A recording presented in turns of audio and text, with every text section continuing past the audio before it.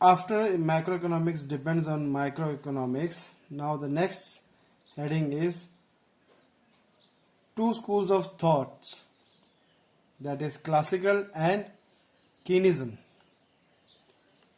Now, growth of macroeconomics can be broadly studied under two sections. So, in other words, we can say that there are two schools of thought which describes macroeconomics. So, as you can see, the two schools of thoughts are classical and Keynesian. Now, the classical school, economists like Adam Smith, James Mill, Marshall, Malthus, Piaget, and Ricardo advocated for a free economy. So, what do we mean by free economy? In free economy, it is an economy in which the government does not interfere with the areas of production, consumption, and investment. So the decisions regarding what to produce, how to produce, and for whom to produce are determined by the market forces on demand and supply. So on the basis of demand and supply, the production, consumption, and investment take their own decision. So the main motto or the main target of this free economy is profit maximization. So profit maximization is the main motive of the producers. The classical economists believe that in a free economy, resources are always fully and optimally utilized. And full employment equilibrium is a normal feature of this economy. So under this economy, they believe that there will be a full employment equilibrium, and if at all there is disequilibrium, it will be short lived and will be corrected by the market forces through the automatic mechanism.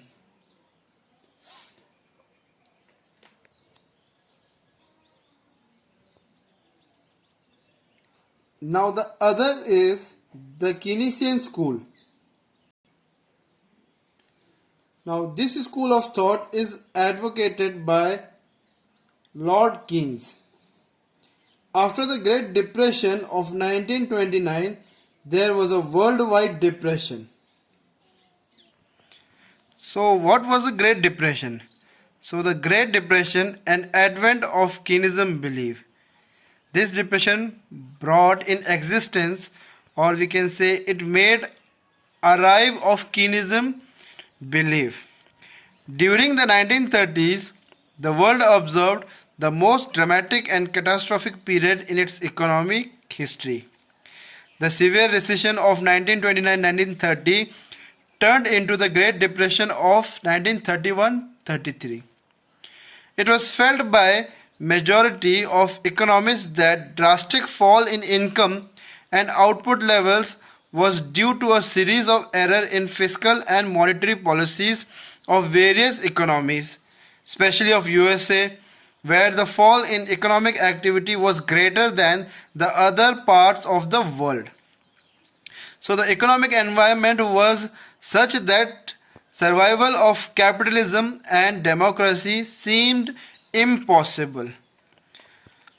So the economists believed that classical concept of free market economy without government intervention led to this chaos and economic backwardness. So as we have earlier discussed that in the classical school, it is said that the government should not interfere in consumption, productions, and in the investment. But beside that, this situation has arrived, and It was during this time the Keynesian school of thought came into existence. After the Great Depression, the Keynesian school of thought came into existence, and Keynes challenged the classical concept, stating that full employment should be the norm rather than exception, which always holds good. So classical concept of self correcting market forces without government intervention failed to correct the worldwide depression in 1929, and this was the time when the Keynesian belief came into existence that government intervention is required to correct disequilibrium in case of either inflation or deflation.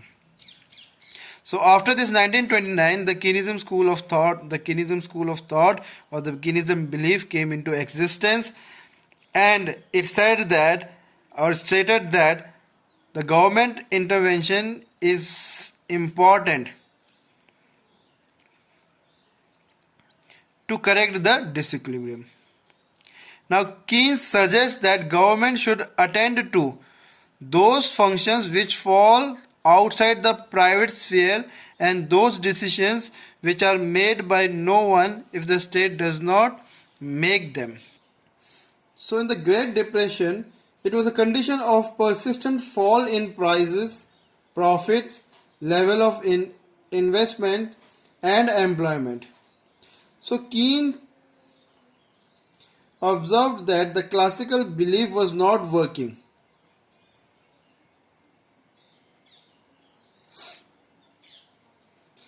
Unemployment continued to persist. So accordingly, he suggested that the government must interfere to correct the disequilibrium. And as told earlier in the beginning of the chapter, that Lord Keynes in his book The General Theory of Employment, Interest and Money suggested the need of government intervention to control economy in the situation of disequilibrium. He stressed that government intervention is required in the case of production and investment to correct underemployment equilibrium by creating new job opportunities.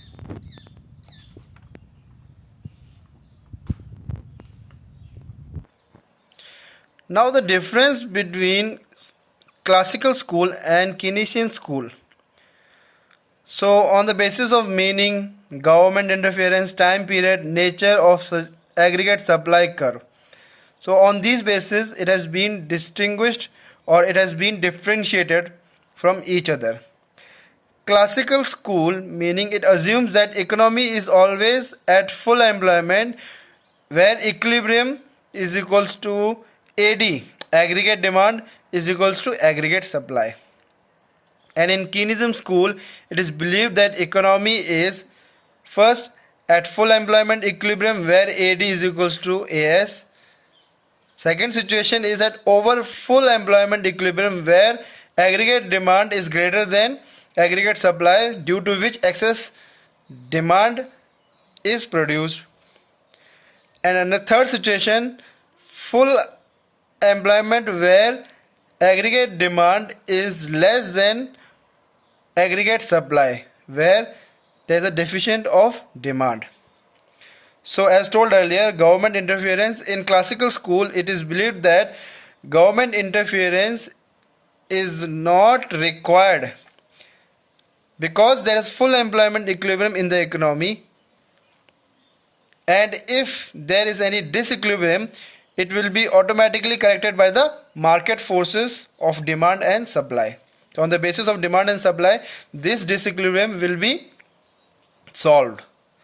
And in Keynesian school, government, they say that government should interfere, and government does interfere when there is either excess demand or deficient demand, as we have discussed first on the basis of meaning, that there are three situations where AD is equals to AS and AD is greater than AS and AD is less than AS. So excessive demand and deficient demand, the government interference is essential, or it is important.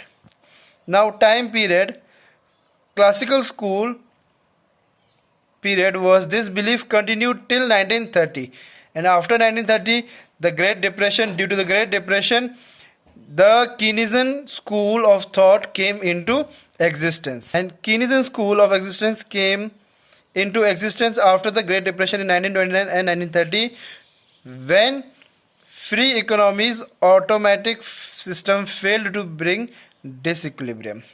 Now, nature of aggregate supply curve. So what is the aggregate supply curve here? Aggregate supply curve is perfectly inelastic with respect to price in classical school, but in Keynesian school, aggregate supply curve is perfectly elastic till full employment. Till the situation of full employment, the curve is perfectly elastic. After that, it becomes independent. So in classical school, aggregate supply curve is perfectly inelastic, implying supply cannot change as there is full employment equilibrium. But in Keynesian school, aggregate supply curve is elastic in the beginning and then become inelastic after full employment equilibrium is started. So student, this was the last chapter of the first chapter. Now our second chapter will start, which is circular flow of income. In this, we will learn the basic economic activities, circular flow of income, and models of circular flow of income, leakage and injections, meaning of stock and flow. And in our next video, we will discuss the chapter. Thank you.